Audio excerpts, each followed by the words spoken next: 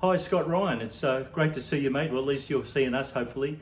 Steve, good to see you too, mate. You too. Yeah, and Steve has briefed me, Scott, on a recent discussion you had with him over the phone. And Yep. And Steve, how did that go? Yeah, very positive. We just had a bit of a general chat about what happened in the past and what we'd like to talk about in the future. Yep. And Scott asked me to send through some details to him and contact him in 6 months. So after chats with yourself, we decided to put this together. And I think it'll offer our point of difference. Well, I think, Scott, we both remember with fondness and appreciation the effort and the participation that you put into that managers meeting we did down in Melbourne that time before Yes. we kicked off with that, the yeah. group. Yeah, look, I remember, and I think Steve does too, the amount of notes you made and the example you set. And I think the example we set is what leadership's about. It's true in our experience. Steve and I travel the country doing a lot of this sort of stuff, and over the years we've seen that example set is what makes you authentic, and then people tend to give you authority when that happens, and I guess that's what's happened in your case. So we wanted to do it a little bit differently because, let's face it, we're the ones that preach to your people, the ones you rely on, to be different. And I think it's true that when customers, no matter what they buy, leave dealerships and places of business, that they tend to remember the way they were made to feel long after they've forgotten what was said. Yeah. Is that a fair call? Yeah, for sure. And that enduring memory is your point of difference. And it's the greatest thing. The three things that we've identified that are important to most people are reputation, range of influence, and reward. And I think if you get it in that order, the reward, of course, is market share, revenues, gross profit, longevity is a pretty important one, especially these days. So without taking up your whole day, we've just got a couple of bullet points which will prompt us through this because we're both getting old as we speak. And what we'd like to do is to offer you a bit of an idea at the end and see how that sits with you. So just very quickly, a proposal with a difference. So the first thing is a quick revisit. Well, I think we've probably covered that, Steve. Is there anything you wanted to add? I don't think so. Yeah. Well, Steve particularly, Scott, has worked a lot with motorcycles in the interim since we saw each other. I've done a bit, but he's done a lot. And he was too modest to tell you this, but he sort of performed as a surrogate general manager for a fairly large group and turned them around. And was even given the responsibility of recruiting, that's fair to say. Yep. So that was something that he probably wouldn't tell you that I will. He's pretty proud of that, and so he should be. So that's where we're at. We're sort of very broad now in our approach, but we understand that times have changed, and that's probably the next thing. The post-COVID marketplace, it's changed forever. I think what most retail outlets has done, see if you agree with me, is they've conditioned customers to not need us as much. The tactile experience. Yes. Buying online, all that sort of stuff. Jeff Bezos is okay; he doesn't need sales training. No. But we've found that I guess I'm not a massive cricket fan. Steve knows more about cricket than me, but I think your career and the road to a sale and the protocols we follow is like a test match. You're there to bed yourself in for the long haul. Yep. But what they've been doing in the last 2 years is playing 20-20 have a bash. Yeah, that's right. Is that a fair analogy? Oh, absolutely, yeah. What have you seen that suffered? Oh, in the last 22 months, there's no doubt there's success stories everywhere, Steve, as you would have experienced. I've never heard a bad result. Yeah. And, what basically has happened is that we've become order takers and, reality is not that far away. And, when the world gets back to normal as can be, when, the manufacturers start firing up again and there's stock that's going to be available, a lot of these sales consultants are really going to struggle because they're not used to the day in, day out grind of really dealing with a customer and processing them properly. And I really believe they're going to suffer. Yeah, there's no question. We've both seen that. I was at a Lexus dealership just last week, and in front of the salesman, I rang a Lexus dealer across the border, a well-known one too. And my scenario was, look, I've just been divorced. I've got to buy my wife a car. I don't care how long it takes to get here. So I took his creating urgency about the stock issues away. And the guy refused to give me a quote and said, I'd prefer it if you bought somewhere else. Yeah, that's right. And I taped it. And the tape will be used for training purposes, as the voice said, but not at their end, probably at our end. Yeah. So. Yeah. Oh, look, some of the things that they're getting away with now, Steve, in future, and it's not that far away, they're not going to get away with it. They've got an arrogance about them. That's what I experienced. Because they think now they're all in control, it's all about us, we've got, the stock's limited and so forth. But as I just mentioned a moment ago, when that frees up, they're really going to struggle. Look, you know, one of my clients has just said to me recently, he said, Steve, we don't do presentations of cars anymore. We don't do demonstrations anymore because we haven't got any stock.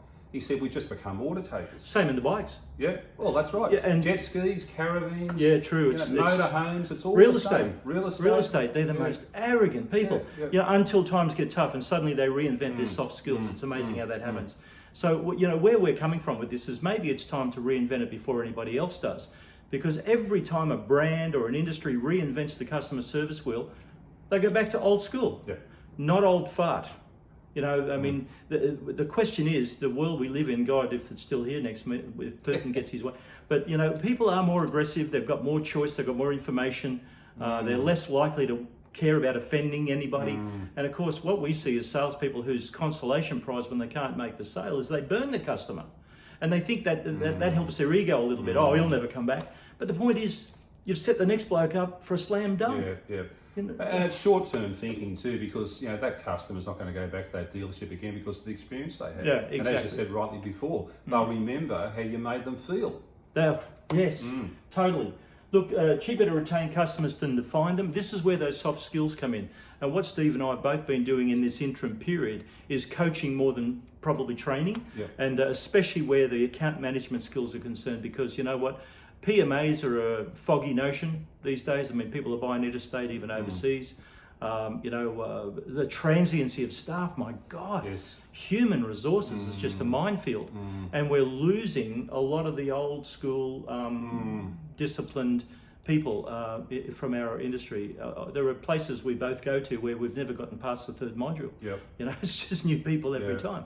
And that's expensive. It's very hard to put a price on that.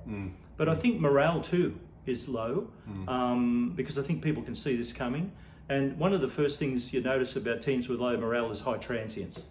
You know, when the staff turnover is like a revolving door, that's never good for anybody. And we both believe, I think it's fair to say, Steve, that it's going to be cheaper to retain our customers than it is to find them. I mean, once we've conquered an area like our prime marketing area, once we've saturated awareness of us, I think it's then up to us to have protocols and skills that retain people. And our staff as well. Well, it's the same for us. I mean, you know, if it wasn't for our referral and repeat business, we'd both be out of business. I mean, nobody wants to train at the moment because their money's bleeding through other issues. They're aware of their own staff transients, but we've survived, I think, because we've had to practice what we preach. And that's not an ego thing, Scott. That's just a reality of life. And it's handy to know that the things we've been sharing with our clients actually do work. We've had to do it, haven't we? That's right. So I think that's a fair point. Look, soft skills, I think we've sort of covered that, you know, just those little things. Every time we go back to basics, which is, I hate that expression, we should have never abandoned them in the first place. Yeah, that's right. Don't you hate it when you hear sales managers say that in their meetings? Oh, we've got to go back to basics. It's a panic stations. As you've always said, that means they've got no new ideas. Spot on.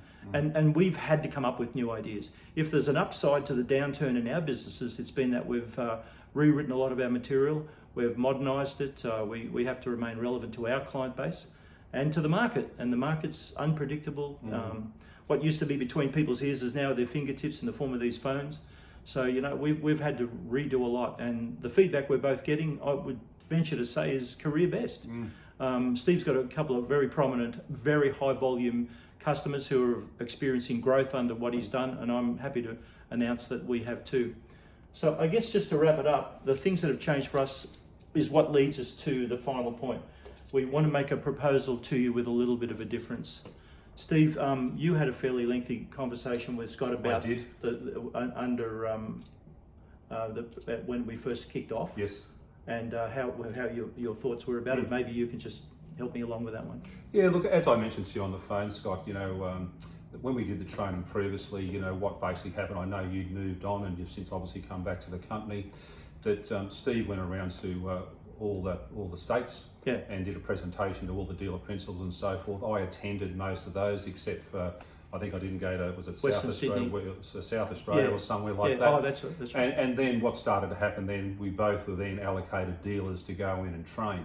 And as I mentioned to you a couple of times, and I mean this sincerely, you know, no disrespect to Andrew Busler, who was very supportive and put a lot of time and effort in getting this across the line with us previously.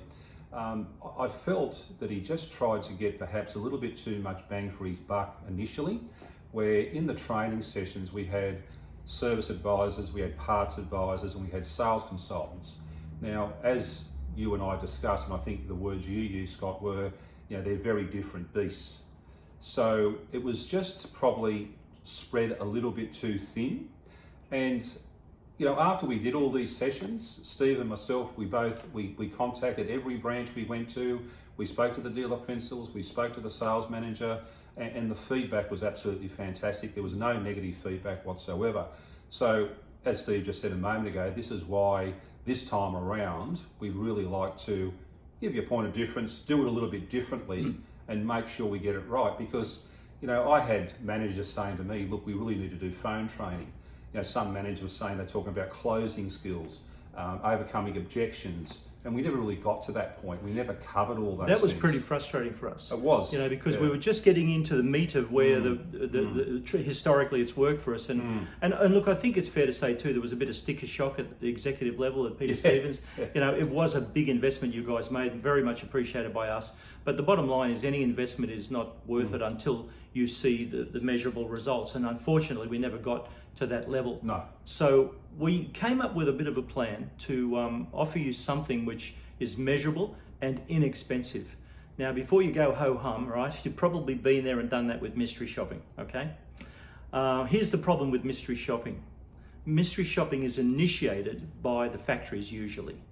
And what a factory is interested in, they're interested in their protocols, they're interested in branding, they're interested in product knowledge. Yep. And it's the same with their competitions where they do online stuff with salespeople all around the country. Unfortunately, that's the reason why your teams can pick them as mystery shoppers, because they don't behave like real customers do.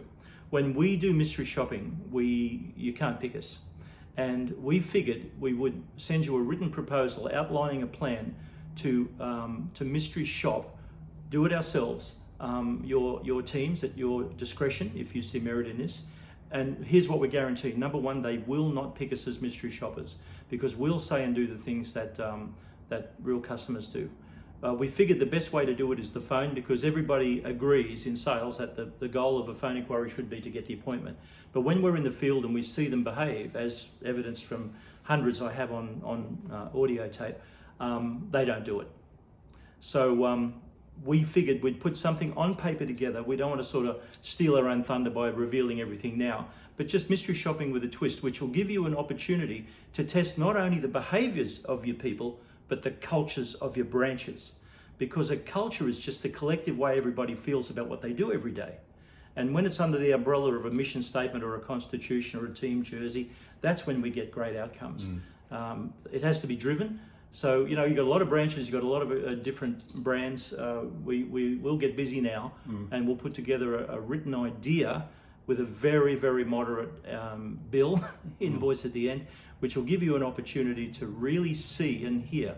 Now, the other thing we probably would like to say about that, and we'll certainly put it in writing, is with your permission, if you decide to green light this, we'd like to tape the conversations. Because the outcomes we find when we do it are so bad, nobody believes us. They say, oh, you're just a trainer, you want to train us, so you're finding fault. You're after the work. Not at all. Talking about cars, remember I made 50 calls to Mitsubishi service advisors with a hands up, sell me a service scenario. In 50 phone calls, not one person even asked me my name. When we went to the AGM and presented this, one of the dealers said, oh, I don't believe that. I said, what's the name of your dealership, sir? And he told us, and I went, you want to hear it? I don't want to be proven right like that. I'd rather we be in an environment, because we both love what we do and what you do. I'd rather it was perfect, but it's not. And that gives us all an opportunity to do better than we have done. So I don't know, Steve, is there anything you want to say? Yeah, look, just on that, Scott, Steve mentioned that I had a lengthy relationship with a motorcycle dealer. It was a massive commitment. I think I might have mentioned it to you briefly over the phone. I was going there 2 days a week, every week for 16 months. So like it was a big gig. Yeah, it was. But what Steve just talking about, that's exactly how that started. When we did I did all those mystery shops and so forth, and he saw the report and he heard them, he was absolutely horrified. He said, my God, he said, I didn't realise how bad it was. You need to fix this. Wow. Well, actually, I didn't know that about how it started. Yeah, It started with that's Mr. it, Okay, well, yeah. that's cool. Well, you know, look, it's a great litmus test for how we do. It's just got to be done right, because unless you gain intel from the exercise, all it is an audit. And no one would know better than you do how your business is running. It's the daily behaviours that we can play a role in. And if they're in harmony with your vision and the mission statement of Peter Stevens Cycles, etc., and Harley Heaven, if it's in harmony with that, everyone wins. But when it's not, see, it's not culture that destroys companies or countries or teams, it's subcultures. It's cliques and factions and rumour mongers over the water cooler, you know, and that's when things get messy. And when you're a big organisation like yours, you can't afford to be 1 degree off course, because it takes miles of water, and of course that includes money to come back. Yeah, for sure. So unless you've got anything else to add, No, Steve? I think we've, that'll do for now, I think. If you've had the patience to get through this, we Yes. appreciate it very much. Yeah. So we'll get something to you with what's today, Wednesday, by the end of the week, for you to digest, and it might result in a phone call or some questions. We're at your disposal. We were so proud to work with you in that short gig we had. Absolutely, You yeah. get known by the company you keep, and Yes. we want to keep company with you, Scott. Absolutely. So Steve, thanks for your time. Thanks Thank for you. yours, Scott. Thanks, Scott. And we'll be in touch.